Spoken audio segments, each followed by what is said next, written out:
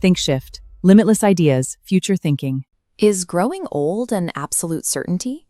Imagine, for a moment, looking in the mirror and watching time run in reverse. We are approaching a demographic reality that humanity has never faced before.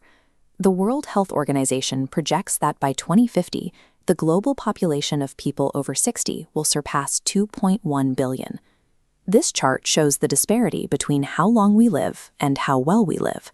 While global lifespan continues to rise, our health span, the period we spend in good health, is lagging behind.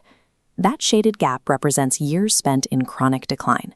Current medical practice typically waits for diseases like cancer or heart failure to appear before intervening. This reactive approach treats the symptoms of aging rather than the biological process that causes them. To address a global population spending its final decades in sickness, we have to understand how decay actually operates down at the microscopic level. To find the root cause, we plunge into the human bloodstream. At this scale, aging is the physical accumulation of cellular damage occurring over decades. This damage is driven by biological clocks. Telomeres at the ends of our chromosomes get shorter when cells divide, leaving our genetic code vulnerable. Simultaneously, as our mitochondria sputter and dim, the cell loses the energy it needs to perform basic repairs. This lack of energy allows reactive molecules called free radicals to bounce around the cell unchecked, striking and fracturing healthy DNA structures. Some damaged cells refuse to die, lingering as senescent or zombie cells. They remain in our tissues, secreting chemicals that trigger systemic inflammation throughout the body. Because aging is a series of specific mechanical failures, science is now looking for ways to physically intervene and slow the rate of decay. Our most immediate tool for cellular protection is our daily nutrition. The foods we choose provide the chemical instructions that dictate how our biology behaves. Nutrients found in whole foods actively neutralize the free radicals we saw earlier, stopping oxidative stress before it can fracture our DNA. Researchers at Harvard have even linked highly processed diets to accelerated cognitive decline, suggesting that what we eat directly impacts how quickly our brains age. Beyond what we eat, studies on time-restricted feeding show that controlling when we eat can trigger cellular repair pathways that extend a healthy lifespan.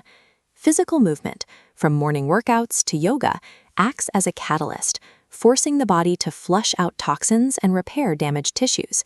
At night, the brain and heart enter a deep cleaning cycle, clearing out the cellular waste that accumulated throughout the day.